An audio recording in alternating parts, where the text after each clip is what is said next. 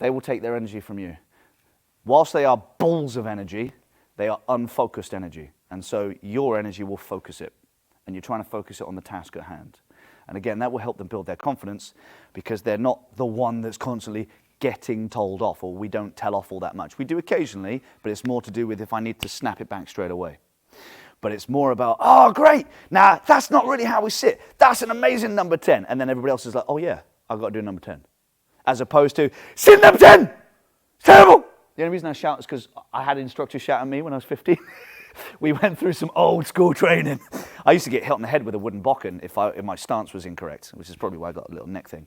So it's like, can't do that with kids these days.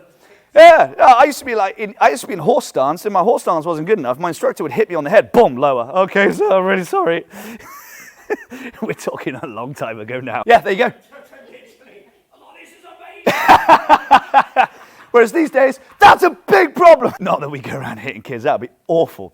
But it's about that positive reinforcement. Now, there are still a lot of people out there, and I don't begrudge them, but they're all about, yes, sir, no, sir, absolutely, sir. They're very military-based. Military base has got a place. It's in the freaking military. It is not in our schools. So with us, it's much more about a positive reinforcement. So you've got negative reinforcement, and occasionally I will have to raise my voice. It is usually if it's a safety concern.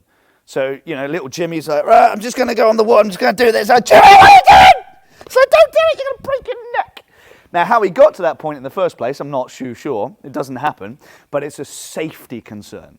Whereas with a behavior concern, you want to ignore the poor behavior as best you're able and reinforce the good behavior. Now, the simplest way of demonstrating this is if they're sat in line in number 10 and a couple of the kids are kind of like mucking about, I'll raise my voice in a fun way, just like this. All right, okay, cool. So who's going to be the best? Who sat in the best number 10? Is it the boys or the girls? Or if you don't want to do boys and girls, it's like, is it the white belts or is it the striped belts? And so you're putting belts against each other.